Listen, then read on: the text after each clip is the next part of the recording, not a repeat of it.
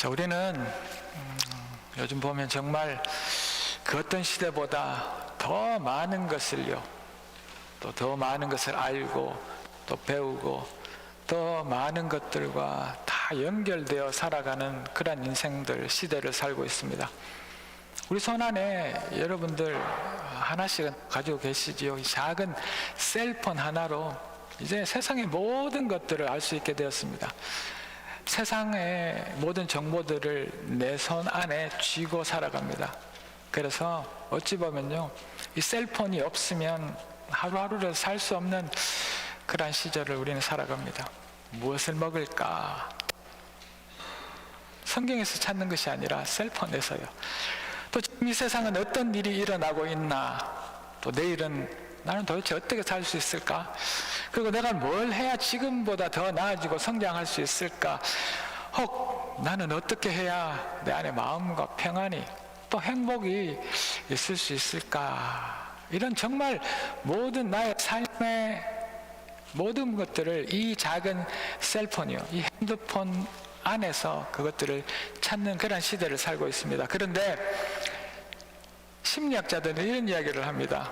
이런 정말 정보와 지식의 홍수의 시대에 살아가고 있지만 우리는 많이 알면 알수록, 우리는 많이 누리면 누릴수록 더 불안해한다. 아이러니하지 않습니까? 이렇게 온 세상과 다 연결되어 있는데도 더 외로워합니다. 그리고 나 스스로 혼자만의 시간으로 숨어들어서 나의 토굴로 숨어 들어간다 이야기합니다. 그래서 더 맞이 가지면 가질수록 더 공허해합니다.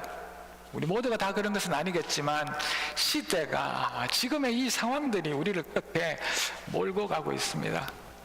예배드리고 난 다음이요, 정말 기쁘고 삶의 에너지가 충만한 기억들, 여러분들 언제 마지막으로 그런 기억들을 느끼셨습니까? 예배드리고도 내 마음이 지쳐버리지 않는 것만 해도 다행인 시절입니다. 기도의 시간을 보냅니다. 그렇지만 그 기도 후에 내 마음의 믿음의 확신으로 감격해 하며 감사의 눈물 흘리는 기억이 언제이십니까? 그 기억이 가물가물하기도 합니다. 기도를 들으시는 하나님에 대한 확신이 여전히 없습니다. 그 은혜 넘치던 그 예전에 한 번씩은 참석해 보았던 부흥 집회라는 것은 이제 이민 교회에서는 찾아보기 힘듭니다. 물론 한국 교회에서도 이제 찾아보기 힘든 시대입니다. 믿음으로 산다고는 말하지만 그 삶의 직접적인 현실적인 문제 앞에서 우리의 마음이 무너져 이제 먼저 두려움과 걱정과 염려가 몰려옵니다. 지금의 시대에는 우리 믿음의 뿌리가 송두리째 흔들립니다.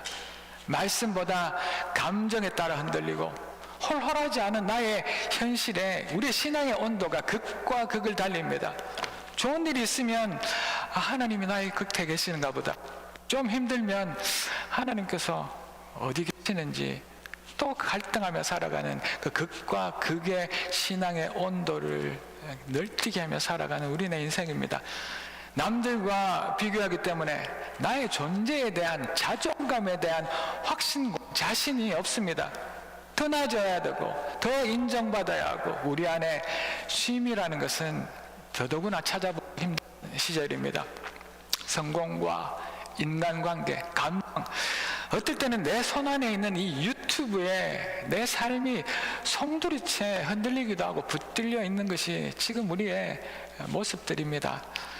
오늘 여러분들은 어떤 마음으로 이 예배에 참석하고 계십니까?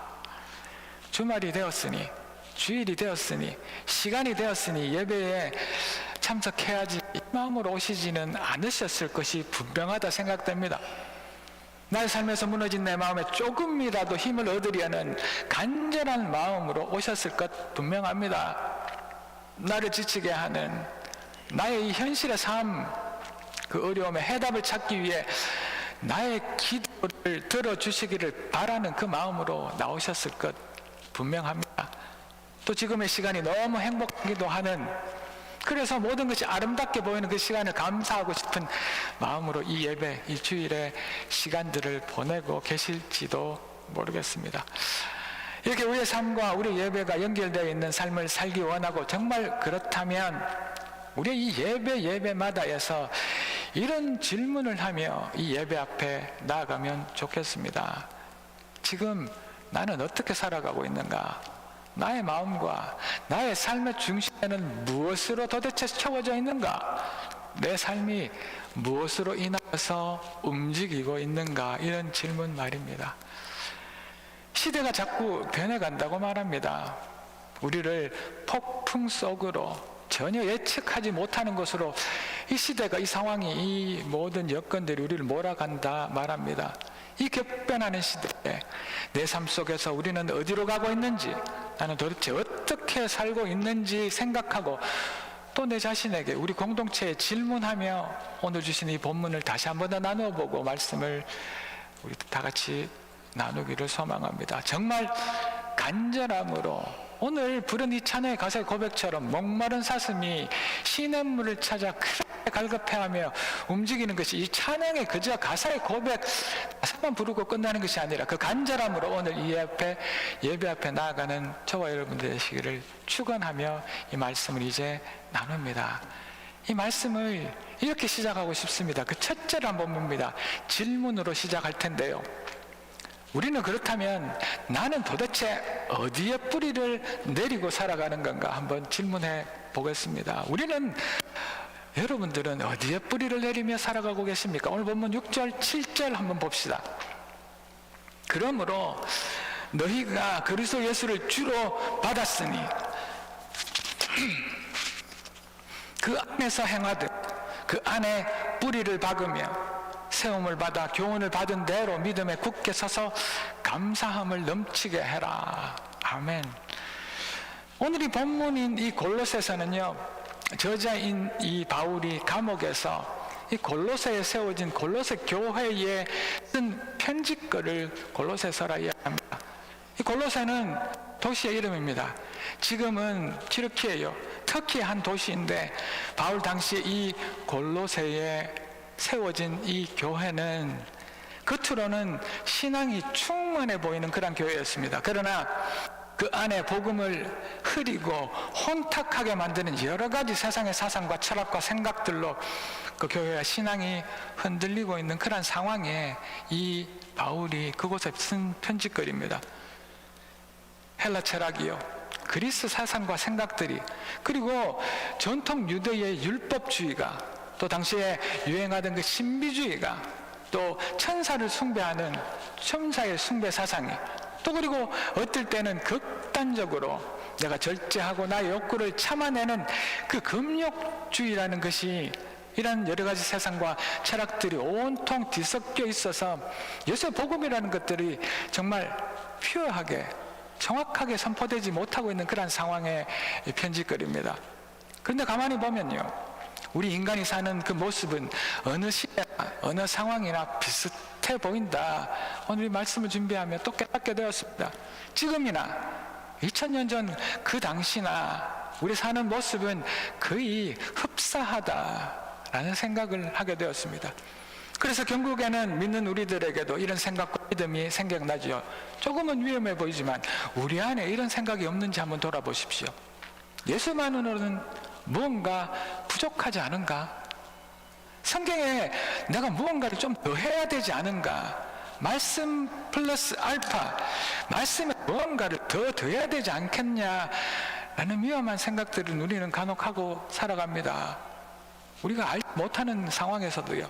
그 당시에 또 지금의 우리들에게도, 믿는 우리들조차 예수의 말씀 위에 자꾸 무언가를 더하여 살아가려고 합니다.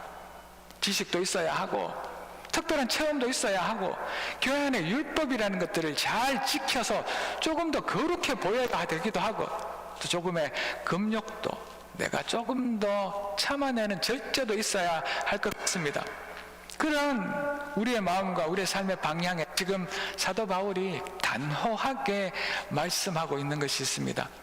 우리가 그리스도 예수를 주님으로 믿는 우리이기 때문에 그분 안에서 우리는 계속 그러나 살아가야 한다라고 단호히 말씀하고 있는 것입니다. 우리는 이미 예수를 주로 인정하고 고백한 사람들입니다. 그래서 우리를 그리스도인, 크리스천이라고 이야기하죠.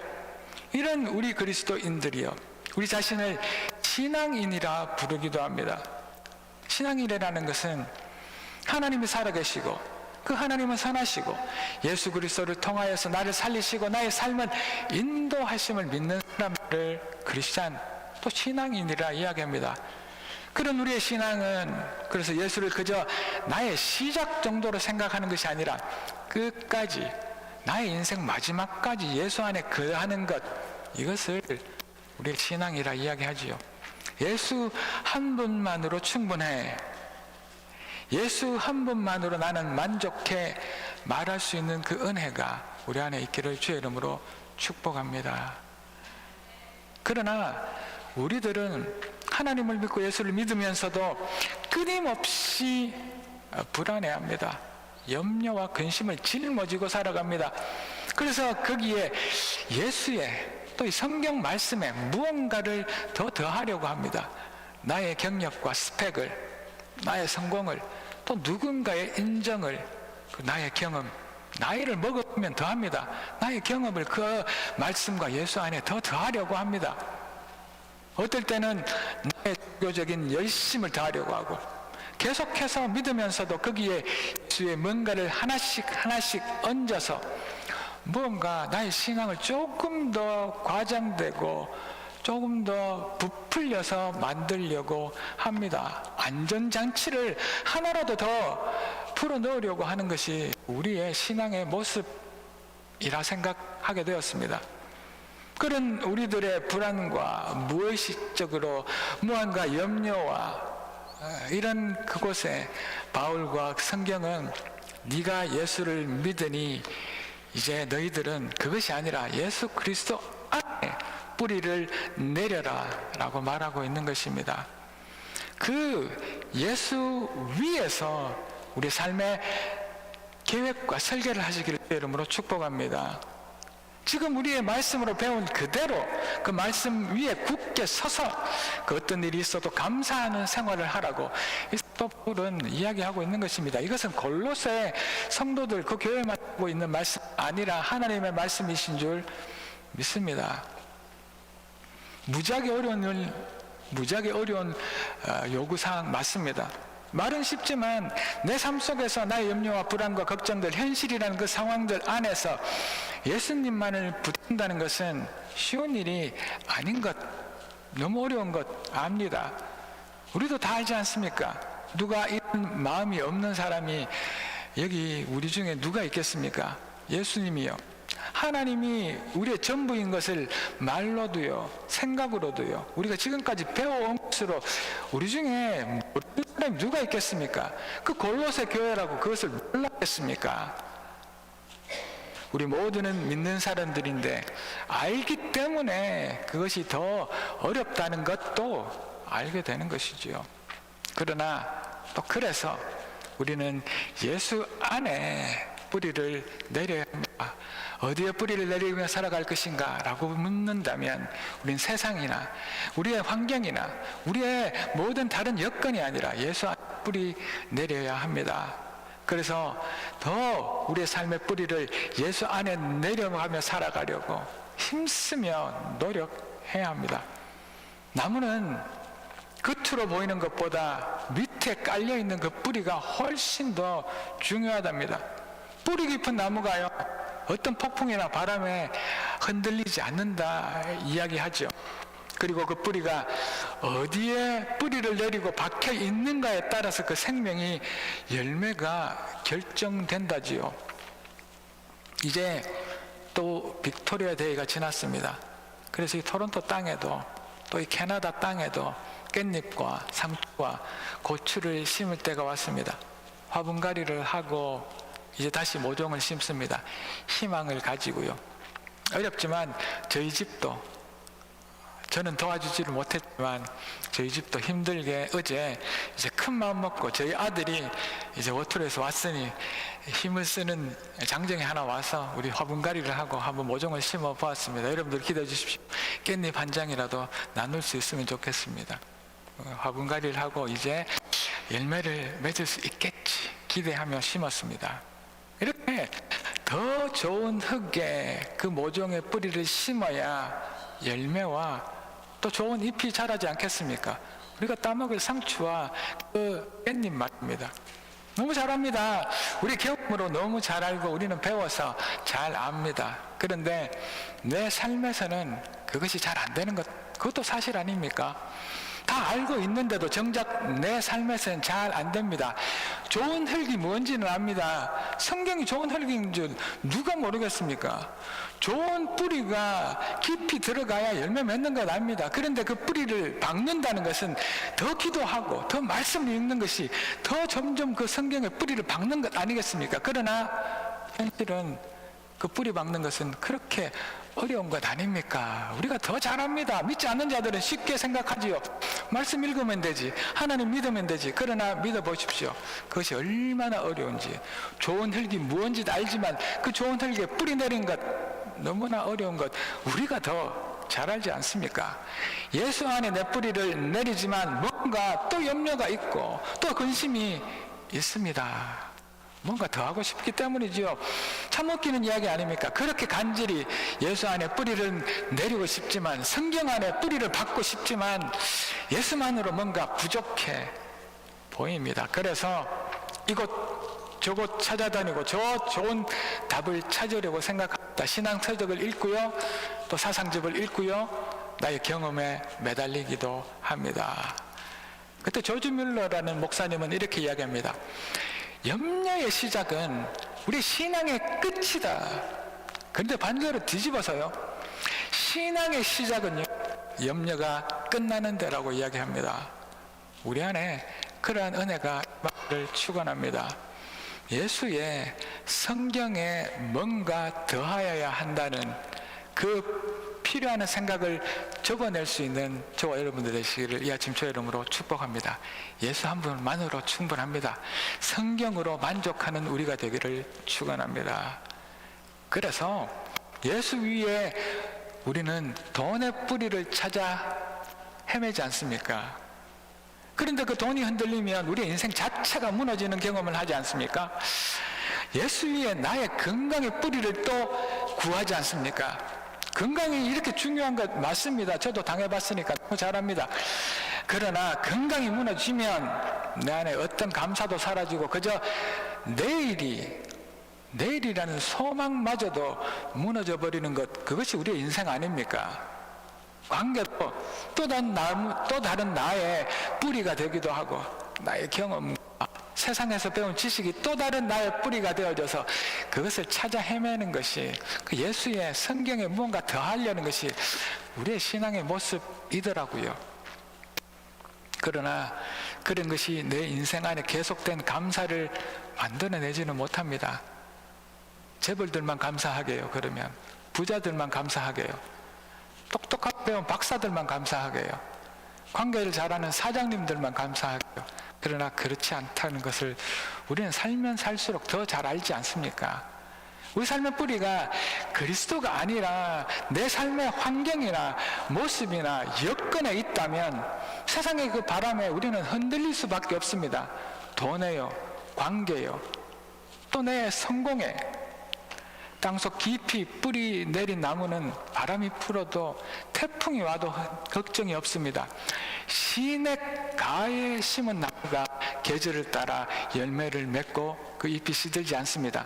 그래서 우리는 예수가에 심은 나무가 되어야 합니다. 그래서 우리는 예수님의 그 사랑가에 심은 나무가 되어야 합니다. 그래서 우리는 예수님의 은혜가에 심은 나무, 그래서 우리는 예수님의 인도하심, 돌보심 가에 심은 나무들이 되어야 합니다. 그래야 세상에 그 혹독한 가뭄이 와도, 혹독한 태풍이 와도, 그 바람이 불어도 걱정 없기 때문입니다. 어디에 뿌리를 내리시겠습니까? 돈에요? 관계예요? 우리 환경에 뿌리를 내리시겠습니까? 그 뿌리가 깊이 내려지는 것은 어렵습니다. 말씀을 보고 기도하고 예배 드리는 건 어렵습니다. 그러나 혹독한 인내가 때로 필요하겠지만 정말 가뭄이 오고 태풍이 올 때, 그때 우리는 알게 될 줄 믿습니다. 뿌리 깊은 나무만 그 어려움을 이기고 또 철을 따라 계절에 맞게 아름다운 열매를 맺게 될 것입니다. 저희 집에 이제 고추가 맺고 저희 집에 이제 상추가 깻잎이 맺을 줄 믿습니다. 여러분들의 인생 가운데에서도 여러분들 인생이 끝나기 전 깊이 뿌리 내리셔서 예수의 열매를 끝없이 맺어가는 저와 여러분들 되시기를 주의 이름으로 축복합니다. 그를 하나님을 찬양합니다. 둘째입니다. 우리 그렇게 예수 안에 뿌리를 내리며 살아가는 것을 원하지만 둘째, 우리가 해야 될 것이 있습니다. 헛된 말에 속을까 주의합시다. 오늘 본문 8절을 한번 보도록 하겠습니다. 누가 철학과 헛된 속임수로 너희 사로잡을까 주의해라. 이것은 사람의 전통과 세상의 초등학문을 따름이요 그리스도를 따름이 아니다. 이 말은 단순히 이 학문이 맞고 저 철학이 잘못되었다 그런 정도의 말이 아닙니다. 우리들 믿는 자들에게 하나님 없이 인간 중심으로 살아가게 만드는 그 사고방식을 경고하고 있는 말씀입니다. 그 당시 골로새 교회에는 잘못된 거짓말들이 많았습니다. 아까도 말씀드렸지만 이상한 사상과 철학들이 들어와 있었습니다. 요새 복음 그 위에 말입니다. 그래서 그 교회는 그 성도들은 잘못된 그 가르침에 흔들리고 있었습니다. 지금 우리들에게도 마찬가지입니다. 우리를 흔드는 말들 중에 하나를 보면 네가 네 인생의 주인이다. 네가 내 인생의 답이다. 네 감정을 잘 네가 듣도록 해라. 내 생각이 가장 중요하다. 그러지 못한 것은 실패자의 말이다. 성공의 가치 있는 삶 아니냐, 행복만이 우리 인생의 목적이다. 이런 이야기들을 하지요. 너무나 많은 인생의 논리가 이렇게 우리를 가르치고 있습니다. 다 맞는 말처럼 들립니다. 당연히 내가 내 인생의 주인 맞습니다. 그러나 너무나 당연하고 당당하게 멋져 보입니다. 자의식이 높아 보이고 진취적이고 이 시대를 이끌어갈 사고방식처럼 보입니다. 그래서 나의 감정이 진리이고 내가 원하는 대로 내 삶을 사는 것이 정답이고 누구도 나의 삶을 제한하고 방해할 수 없다고 말하며 내 자신을 믿어야겠다 생각합니다. 그러나 내 안에 여러분들 누구에게라도 있는 것처럼 갑자기 내 안에 가득한 불안이 찾아오면요, 아무것도 붙들 것이 없어 보이는 그런 공허함이 뜬금없이 내 인생에 찾아오면요, 다른 사람이 내 주위가 너무 커 보여서 나는 초라해 보이는 그 비교가 내 안에 가득 차게 되면요, 사람은 이런 내 안의 생각을 물리칠 수 있거나 내가 이런 나 자신을 완전히 책임질 수 있는 존재가 아니라는 그 사실들을 내 안에서 내가 발견하게 됩니다. 갑자기 그 잘났던 내가, 내 인생의 주인인 내가 갑자기 급소심하고 자존감, 자신감을 잃어버리고 극단적으로 바뀌어버리는 것, 그것이 우리의 연약한 인간들 아닙니까? 여러분들 요즘 밤잠 잘 주무십니까? 잠이 그렇게 중요하다네요.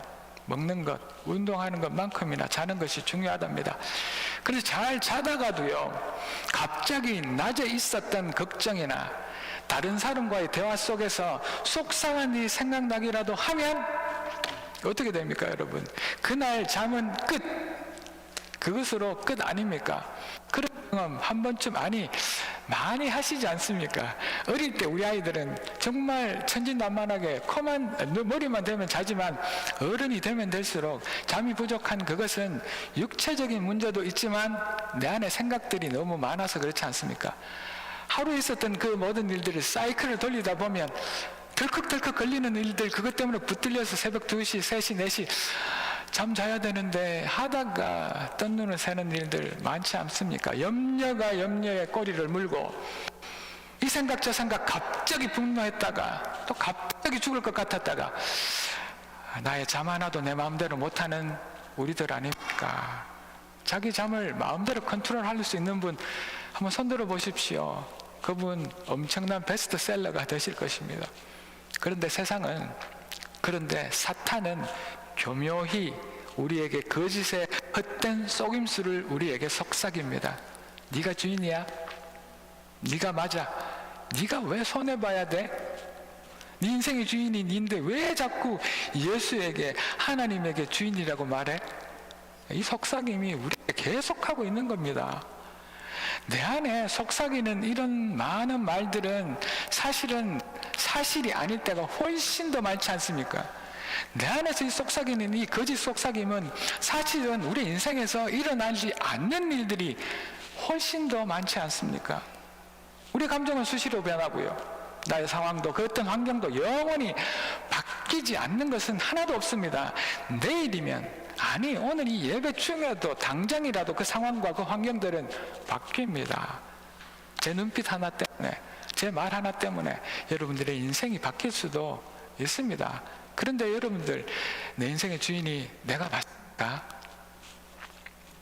우리 인간은 그렇게 똑똑하고 내가 다 아는 것 같지만, 내가 다 옳은 것 같아 소리치고 내가 맞다고 화내고 부르짖지만 우리의 능력에는 한계가 있고요. 잘못 보고 소리칠 때가 훨씬 더 많습니다. 뒤돌아서서 부끄러운 적 없으셨습니까? 특별히 배우자에게, 특별히 나의 자녀들에게 부끄러워진 적 없으셨습니까? 항상 여러분들께서 오르셨습니까? 여러분들의 인생의 삶의 주인 되셨습니까? 헛된 말에 속지 않는 우리가 되기를 주의 이름으로 축복합니다. 내 자신을 따라가다 보면 결국 흔들립니다. 그래서 성경은 이렇게 이야기합니다. 자기 자신을 부인하고 십자가를 져라. 신앙은, 잘된 신앙은요, 내 마음대로 사는 그 자유, 내가 원하는 것대로 믿는 그 믿음의 자유가 있는 것이 아니라, 그 신앙은요, 참된 주인 대신 예수 그리스도 하나님을 만나서 그 안에서 내가 순종하는, 억지로 매여 있는데 누리는 자유를 말합니다. 아이러니하지 않습니까? 내가 매여 있고 묶여 있는데 누리는 자유가 있습니다, 여러분. 그 자유를 누려보기를 주의 이름으로 축복합니다. 그것이 진정한 자유입니다. 우리 삶을 살다 보면 우리의 문제는 하나님의 말씀이, 하나님의 진리가 부족해서 일어나는 것이 아니라 우리 안에 하나님의 말씀보다 더 확실한 무언가를 찾고 있어서 내가 주인이라고 해서 생기는 문제들입니다. 당장 우리의 삶을 바꾸어줄 그 무언가를 그렇게 찾고 있어서 또 그것 때문에 내가 기다리지 못해서, 정말 하나님 예수를 믿지 못해서 되려 내 속에 내가 빠져서 거짓 속임수에 현혹되고 쏟고 사는 것, 그것이 우리의 삶일 때가 많습니다. 우리 인생의 진짜 모든 일은 하나님께서 하십니다. 저의 심장도 알고 보니 제가 뛰게 하는 것 아니었습니다. 하나님이 뛰게 하시고요. 하나님이 사는 동안 이 숨도 내가 쉬는 것 같지만 하나님이 날 잘 때도 우리 숨을 지켜주셨습니다. 내가 할 수 있다고 생각했는데 그렇지 않았습니다. 내가 한다고 생각할 때 나는 더 조급해하고 안 되면 걱정되고 두려웠을 뿐입니다. 우리가 살면서 한번 생각해 보십시오. 일 잘하기, 좋은 방법 찾아내기, 내가 좋은 부모 노릇하기, 내가 좋은 자식 역할하기, 내 앞에 수많은 어려움들 이겨내기, 이런 것들 여러분들께서 다 할 수 있으신 아주 작은 일이라고 생각하십니까? 착각하지 맙시다.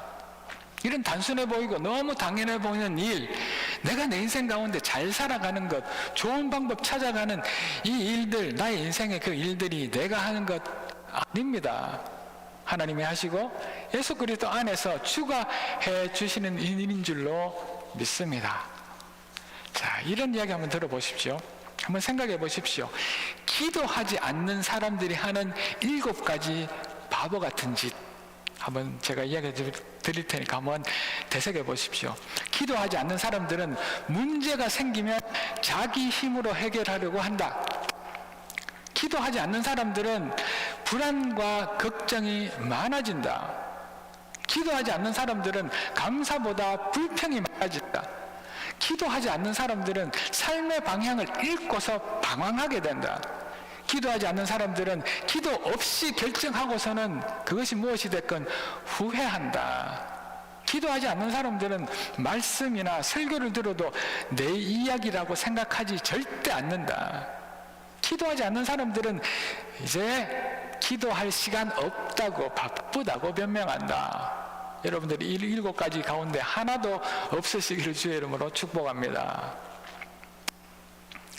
그 속삭임에 붙들려서요, 기도는 하지만 그리스도 안에서 행해야 하는 것 알지만, 뿌리 내려야 하지만, 이제 이 선택이, 이 예수가 틀리면 어떡하나, 하나님의 계획이 내 삶에서 벗어나면 어떡하나, 내 기도가 응답되지 않으면 어쩌나, 완벽한 화신이 올 때까지 우리는 아무것도 할 수 없어집니다. 완벽함은 없는데도 말입니다.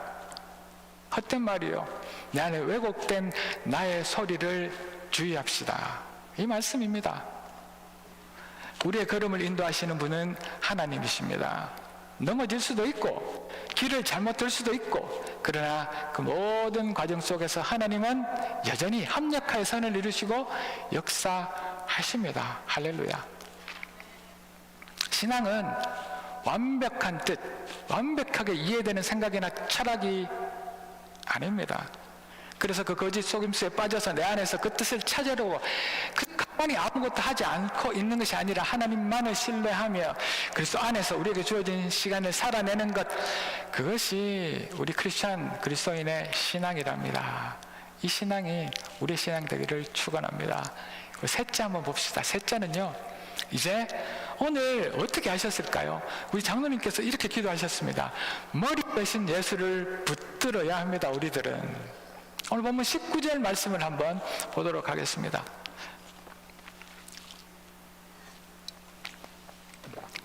머리를 붙들지 아니하는지라 온 몸이 머리로 말미암아 마디와 힘줄로 공급함을 받고 연합하여 하나님이 자라게 하심으로 자라나느니라. 이 말씀은 이런 말씀입니다. 머리 대신 그리스도를 따르지 않고 마음대로 행하고 있다고, 몸은 머리에 붙어 있어야 하고, 그래야 몸의 각 부분이 연결되어져서 유지되고 연합해서 하나님이 바라시는 그 모습으로 성장하고 자라갈 수 있다는 말씀이죠. 이 말씀은 우리와 이 골로새 교회에 너희 안에 죄가 너무 많으니까 회개해라, 이런 말씀이라기보다는 너희의 잘못은 다름 아니라 너희의 머리를 놓치고 있다, 이 말씀입니다. 교회는 가고 신앙생활은 하고 예배도 드리고 이 세상의 지식, 하나님에 대한 지식도 있지만, 그러나 정작 이 교회의 머리, 또 우리의 삶의 머리 대신 예수 그리스도를 붙드는 힘이 우리에게, 너희에게 없다, 그 말씀입니다. 우리는 세상의 정보는 너무 많고 아는 것도 너무 많습니다. 우리 중에 모자라는 사람 아무도 없습니다. 자신이 제일 똑똑합니다. 그리고 배우려고 든다면 배울 수 있는 방법도 너무 많습니다. 유튜브도 있고, 이제는 AI가 등장해서 우리가 못 배울 것 하나도 없습니다. 대학 나올 이유도 이제 없어지는 그런 세상입니다. 그리고 신앙, 교회 안에 수많은 책과 프로그램이요, 누릴 수 있는 것이 너무나 많습니다. 그런데 이런 것들로 채운 나의 모습에는 머리 대신 예수님보다 내 생각, 내 감정, 내 평안, 내 불안, 내 신앙생활과 비교되는 세상의 가치, 이런 것들이 내 삶의 중심이 되어져서 내 생각이 머리가 되어버리게 된다는 말씀입니다. 우리 삶에서 머리를 잃어버리면 어떻게 됩니까? 우리의 몸은 그 방향을 잃어버리게 됩니다. 우리의 몸은 머리의 지시를 따라서 움직이지 않습니까? 머리와 몸이 그 연결이 끊어진다면 생각할 수도 없겠지요. 살 수 없겠지만, 그렇게 끊어진다면 나의 손과 발도, 몸 전체도 혼란에 빠질 것입니다. 영적인 우리 신앙생활에서도 마찬가지입니다. 머리 대신 예수님, 우리가 머리 되었다고 고백만 하고 그 예수님을 붙들지 않는다면 결국 내 생각이, 내가 머리가 되는 일이 일어날 것입니다. 내 감정 중심, 나의 환경 중심, 내 욕망 중심, 이 세상 중심으로 내 몸은 가게 됩니다. 그래서 결국 허무하게, 허탈하게 되어지는 것이지요. 내 마음대로, 내 의지대로, 내 자유대로 생각하고 행동하지만 결국에는 이 혼탁한 세상에서 길을, 방향을 잃고서 고민하고 염려하다 우리 인생이 끝날 것입니다. 그래서 불평하는데 마지막에는 예수님 탓, 하나님 탓하는 것, 그것이 우리들의 모습이었더라고요. 예수가 길이고 생명입니다. 예수가 길이고 생명 맞습니까? 아멘. 믿지 않는 사람들은 이 말을 들으면 이해도 되지 않고 그저 반대만 하게 됩니다.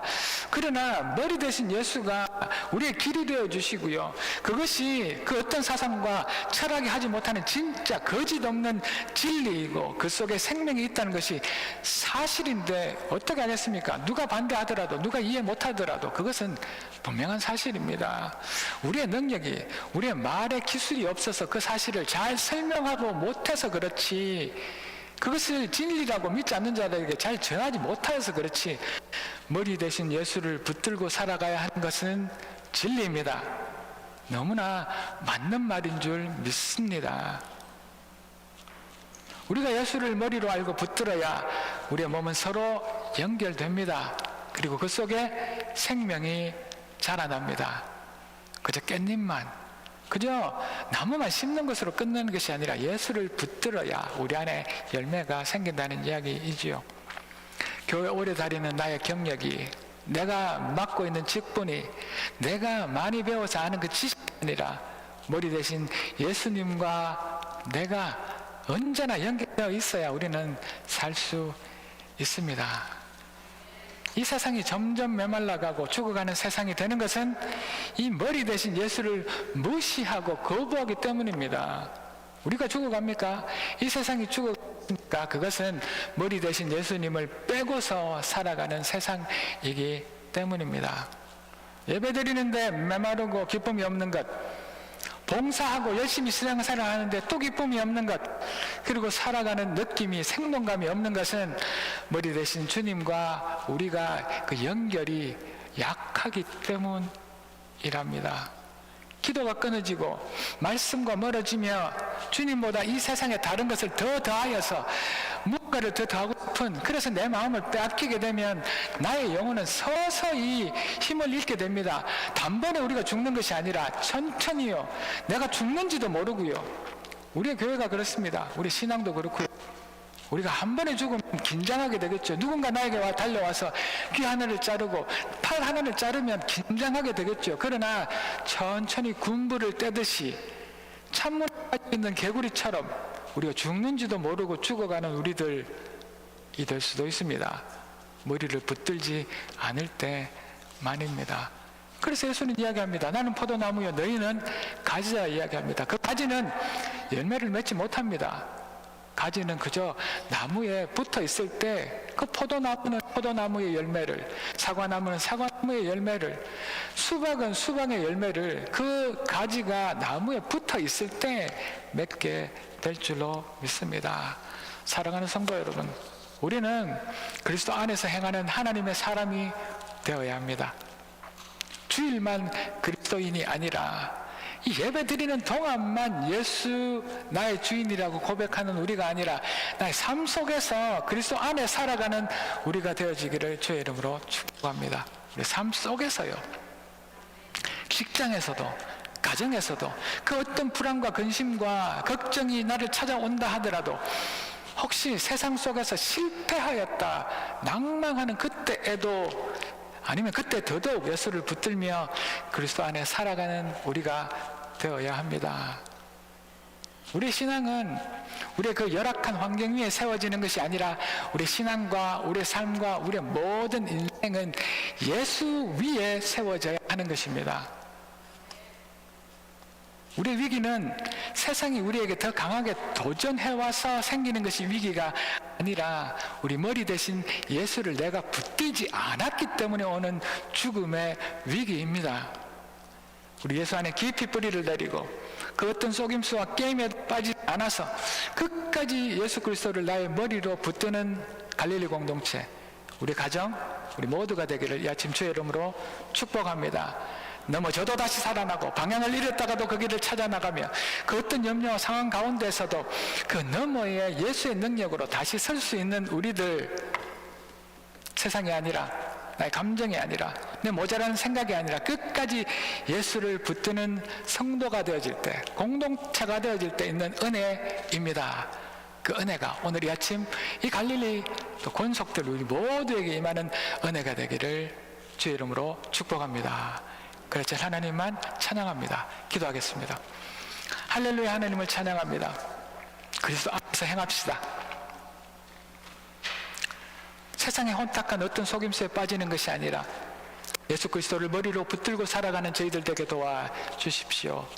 이 험난하고 혼탁한 세상, 이 급속히 변하는 세상 가운데 방향을 잃지 않고 예수를 머리로 붙들며 살아가는 저희들 되기를 간구하오니, 그리스도 안에 계획하고 그리스도 안에서 하루하루를 살아가기를 간구하오니 하나님 그리하게 은혜 내려 주시옵소서. 할렐루야, 감사드리며 예수 그리스도 이름으로 기도 올리옵나이다. 아멘.